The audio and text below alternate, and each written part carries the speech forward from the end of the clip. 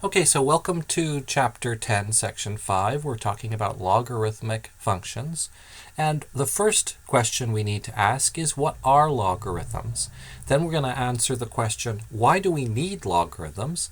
Then we'll use the definition of logarithms to solve exponential equations. And finally, we'll look at their graphs. So that first question, what are logarithms? Logarithms are the inverse of exponential equations. So there's some examples of some exponential equations. We saw these in the previous section. When we say that they are the inverse of exponential equations, we say that they're the thing that undoes an exponential.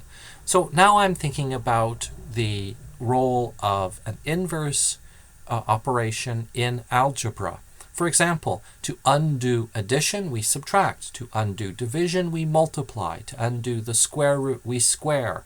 So if we have an inverse operation for exponential equations, that means that we can solve equations that are exponential. I could ask you, how long will it take an account to grow to a certain amount? And of course I can ask a how long question because t is an exponent. To get that exponent by itself, we'll need logarithms. So why do we need logarithms? Where did logarithms come from? Don't we already have a way of dealing with exponents? So take a look at the left side and notice that there is an exponent over there. We've got x to the 7th equals 5. And you can solve this in exactly the way you'd expect. The base is the variable, the exponent is a 7. We undo that exponent by taking the 7th root of both sides. And when we do that, the 7th root undoes the 7th power. We get the x by itself. So we can solve that equation, x to the 7th equals 5, by saying that x equals the 7th root of 5. Notice that we cannot do that with the equation on the right side. 7 to the x equals 5 cannot be solved with radicals, with the 7th root. And the reason for that is we're not trying to get rid of the 7 here. We're trying to get the x by itself, not the 7 by itself. So to do that, we need to use logarithms. So let me show you what the answer to this question looks like. The answer is x equals the log base 7 of 5. And remember, when I say of, I'm using function notation. So turn your mind back to that very first section in this chapter when we talked about the arguments for functions. Now, this isn't just any log. It's the log base 7. It's the log that undoes exponentials with base 7. So the base stayed the same. We said that the base was 7 to begin with, and even in the logarithmic expression, we're still saying base 7. So the next thing we're going to do is use the definition of logarithms to solve some simple exponential equations. So here's the definition of a logarithm, and you can see it in a very mechanical kind of computer science way as translating x equals a to the y as y equals the log base a of x. Now you might say x equals? Why are we writing x equals? And remember, that's because when we swap the role of x and y, we're finding the inverse. Now I want to say again, and I want you to see, that the log base a of x is read the log base a of x. So pause this and say that to yourself. So when we translate, there's two ways of doing this. One is very verbal. The log is an exponent, and I'm going to be saying that phrase a lot. Basically what that says is, if I've got a logarithm and an equal sign, that's the is, what the log is equal to is an exponent. And the second thing is kind of straightforward, but it's very nice. The base stays the base. So whatever the base was before is still the base. Now we can do this in a kind of quasi-English math hybrid, and we can show this in words taking the place of variables and bases. So if I've got a base raised to an exponent, the log becomes that exponent. So take a look at what we mean when we say that the log, here's the log, is, that's the equal sign, the exponent. The log is the exponent. And take a look at what we mean when we say that the base stays the base. Well, here's the base in the exponential. It's the base for the exponent.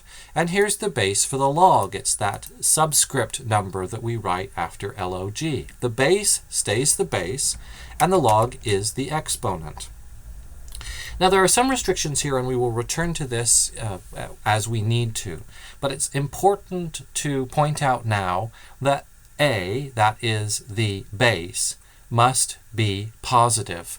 And the reason for that is we don't want the sign of our exponential to be bouncing back and forth between positives and negatives, to be equally dense above and below the x-axis, which is not impossible, but it's very strange from the context of intermediate algebra. So we're going to say that the base must be positive. And that means that x has to be positive as well. So we're talking about two positives here. The base is positive, a is positive, and x is also positive.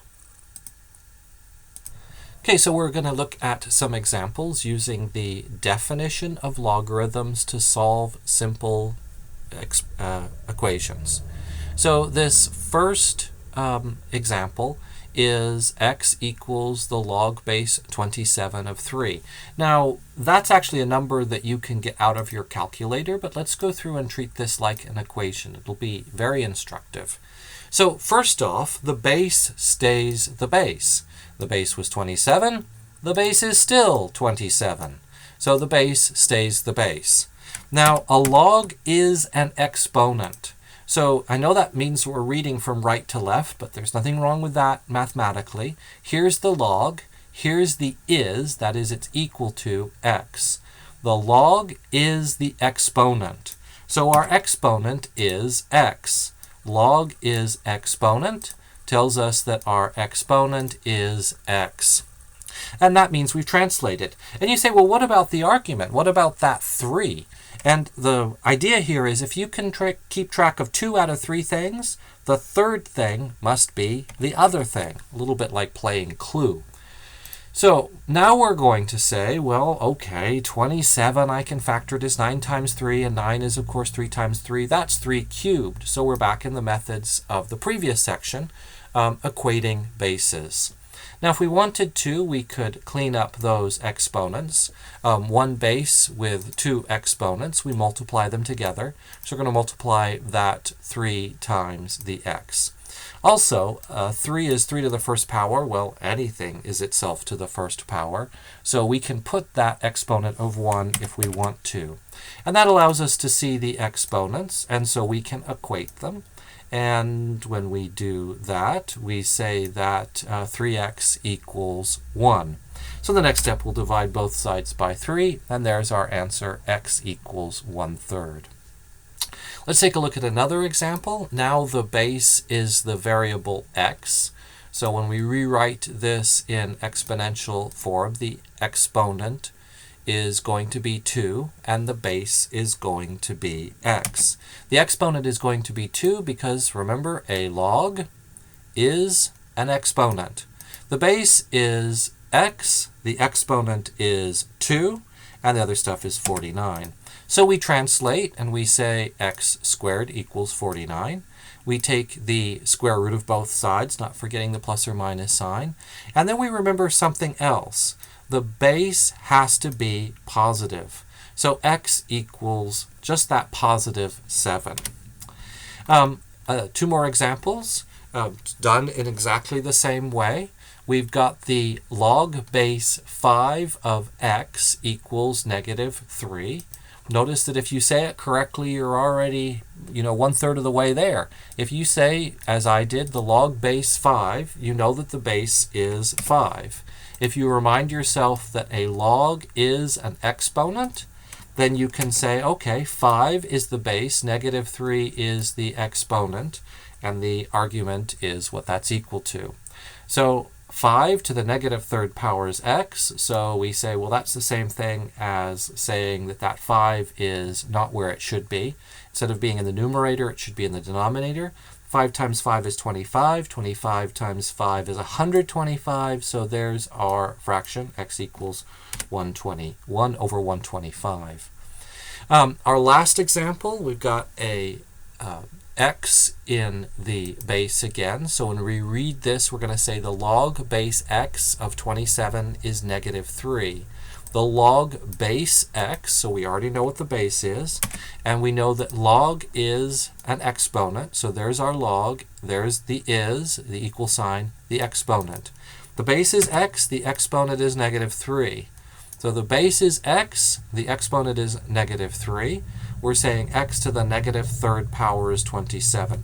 There's a lot of ways of doing this. I'm going to do this in a little mechanical way. I'm going to simply take that x into the denominator. The negative exponent means the base is in the wrong place. And then I'm going to use the fact that I can cross multiply. So the 27 and the x cubed take swap places. Then I'm going to take the cube root of both sides. There's the cube root of 1/27th. And of course, the cube root of 1/27th is 1/3.